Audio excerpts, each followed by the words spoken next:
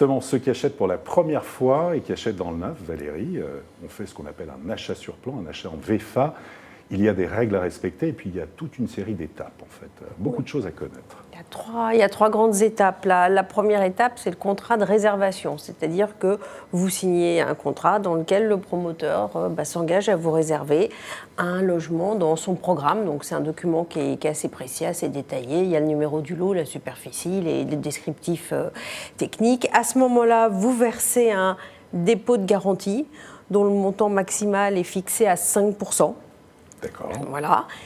Et après, vous pouvez vous rétracter pendant 10 jours. Après, il y a un certain nombre de mois qui se passent.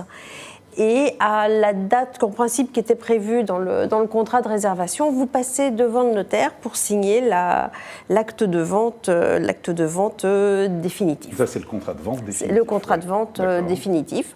Alors, une des spécificités du logement neuf, de l'achat sur plan, c'est que vous ne payez pas d'un coup votre achat immobilier, comme par exemple dans l'ancien.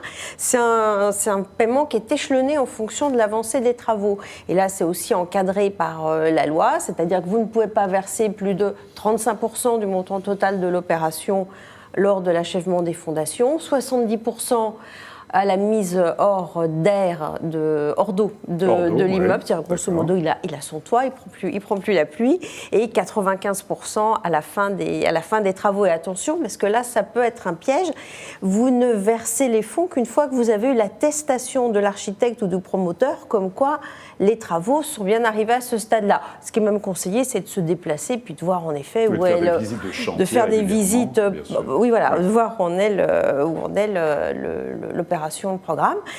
Et puis enfin, la dernière étape, la plus importante, parce que c'est celle où on va vous remettre les clés, c'est la livraison de l'appartement. Alors là, vous faites soigneusement le tour de ce qui va être votre futur logement et vous regardez si tout est conforme à ce qui était prévu dans le contrat de vente. Vous vérifiez si tout fonctionne bien, vous ouvrez les fenêtres, vous faites fonctionner les robinets, les volets roulants électriques. Alors là, il faut tout regarder.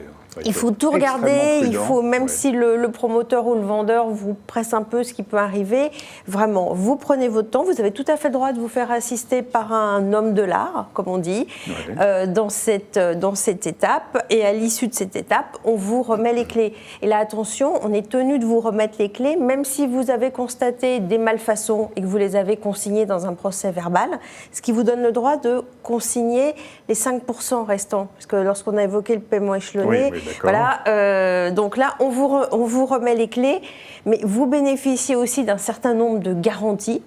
Ensuite, une fois que vous avez pris possession des lieux, garantie d'1 an sur tous les désordres ou tous les inconvénients qui peuvent survenir, une garantie de 2 ans sur le fonctionnement des équipements, par exemple si vos volets roulants tombent en panne ou si une porte ne fonctionne plus, et pendant 10 ans, ça c'est la fameuse garantie décennale pour les désordres. C'est théorie ou c'est vrai ça? Pendant 10 ans, oui. Absolument, pendant 10 ans. Loi.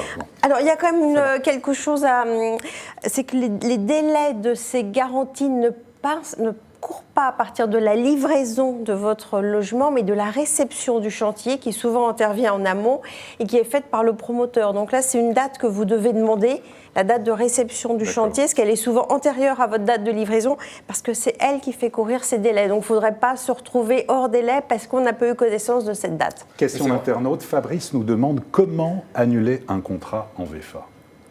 Vous avez 10 jours pour l'annuler, une fois que vous avez signé le contrat de réservation. Et autre question de Cyril73, comment s'assurer dans le neuf qu'un programme ne sera pas retardé par un recours? Je dirais qu'il n'y a pas de moyen de s'en assurer. Manal Rajdi, l'architecte? Non, il n'y a pas de moyen. Il y a des recours qui arrivent et on ne peut pas s'en protéger. On peut rien faire.